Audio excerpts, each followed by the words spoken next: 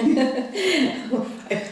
Luvena, it's such a pleasure to be here with you and to enter into a discussion about a talk that we come back to. But I would like to start by thanking our host, Johannes Voelz, for organizing this really inspiring conference about the return of the aesthetic. Here in Frankfurt, at Frankfurt University, it is such a pleasure to contribute even to it by this great and I think innovative idea of having this conversation about your talk. So this afternoon you gave a talk on Spike Lee, the aesthetics of Spike Lee's politics.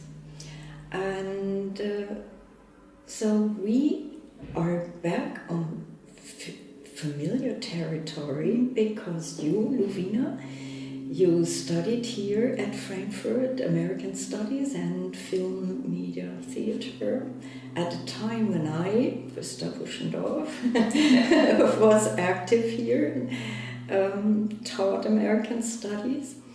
And now I'm in the blessed state of emerita, which I also very much enjoy.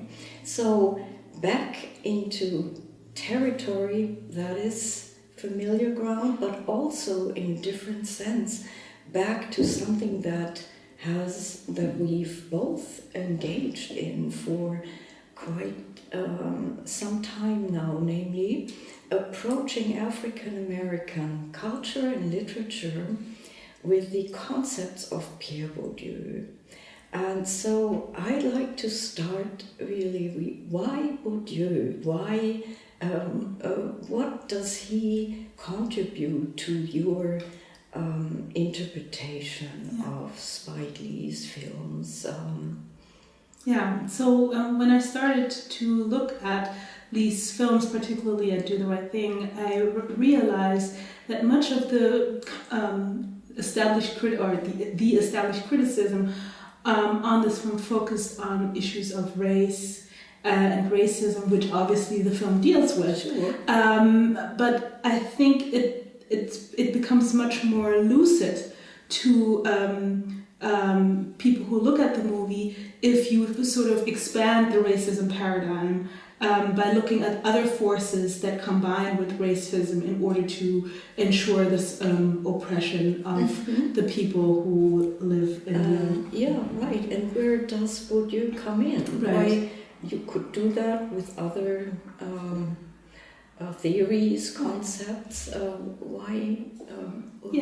So my contribution to Spike Lee studies really is looking at what Bourdieu calls symbolic violence. That is an imperceptible, soft form of violence. Bourdieu says that the dominated absorb symbolic violence like air, which means that they tend to take the order that is shaped by symbolic violence as granted, because since it is invisible and since they share perceptive categories with the dominant, there is no way for them to revolt against this kind of violence, which makes it particularly effective and brutal.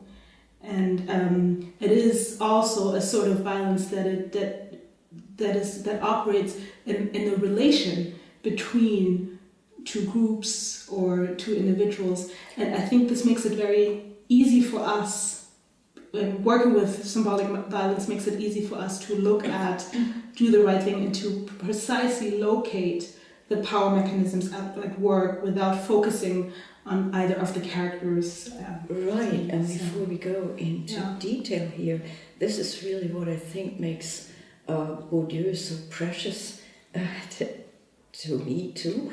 At the focus, there is always power and power relations. And so how does this play out in Lee? How did he present those power relations. So there's this scene where Bugging Out and Sal clash over what in the film is called Sal's Wall of Fame, and I consider this to be the key scene because it introduces the critical discourse that will eventually lead to the heretical break, the neighborhood's that is a heretical break with Sal's established power. And in this scene, Bugging Out orders pizza from Sal, and he notices this wall of fame and realizes what? Well, it's a collection of pictures of famous Italian Americans, and he realizes that this wall actually lacks images of African Americans. In a neighborhood where African Americans are in the majority and are the customers of the Italian American owner of this pizzeria. Yes. Right. So, but there is a power relation that brings Sal into a position of dominating over his customers. Right. So this wall really represents a lack of recognition. Right. And that makes sense. Yeah. So it's very much about not recognizing the majority of people who live in the neighborhood and who actually contribute to the success of the pizzeria. But then there is another form of power, one could say, that Sal exerts. And that is being really condescending, so using language in putting Bugging Out down. So he uses stereotypes, he insults him. Right. And according to Bourdieu, language is one of the classical examples or elements of symbolic violence. So, well, that's convincing, I think, that this very scene, unobtrusive for viewers at first, I think, and shows then that, yes, something happens there, yeah? Maybe you could... Yeah, it's very subtle, and that's what actually makes it so interesting. Because what is Bugging Out's reaction? Right. You said he watches this wall, and then... He confronts Sal over the lack of images. And how does he bring this about? That we, as an audience, are being aware that, something important happens here. So the camera work is very important here. So from the point of view of Bugging Out, we see close-ups of the images, and then, in the moment in which Bugging Out confronts Sal, the camera draws back, literally creating the space for the critical thinking. Of course. Yes, right. Yes.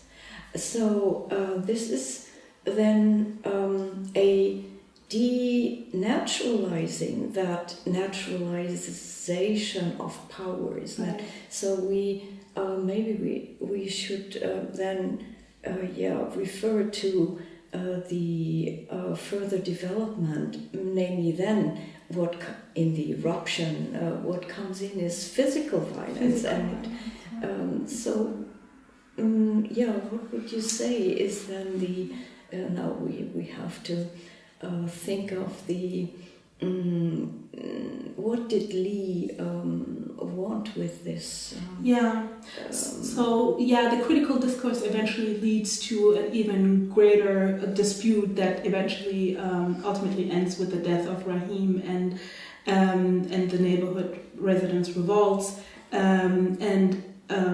The question then becomes what's the use of this revolt? And I think the solution of the movie is really showing that the arbitrariness of power structures and the possibility of abolishing the power structures, even though it's a revolt and not a revolution. Right. And I think this is very much about the Black prophetic tradition and speaking truth to power that the film aligns itself with. So, and this very moment that you pointed out, here it can happen that somebody realizes, this is what I live in, this is the power structure I live in, and I want to change it. He does not succeed, As Yeah. you say, it does not become a revolution, but it is speaking against, he speaks and his bodies speak against that power.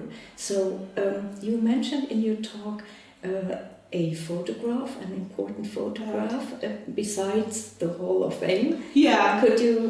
Yeah, the last image of the movie Right. is a photograph that shows Martin Luther King Jr. and Malcolm X, two representatives, prominent representatives of the Black prophetic tradition, and it shows them in a handshake, and the handshake sort of symbolizes this unity between, you know, blacks in a situation. Right, and it is these two blacks standing for love on the one hand, King, and fighting aggression hate. on the other hand. But this film says they are both very important. Yeah. Right. Would you? Yeah, it all comes down to the to the togetherness in being part of one movement and of speaking truth to power, even though it may come from different perspectives, but the goal is the same. Right, and so even when the next day starts as usual and there's no revolution, but it is so important that there was this moment. Of, as the film says, fighting the powers that be. So here we have, in a way, the aesthetics and politics of, one could say, symbolic violence. Yeah.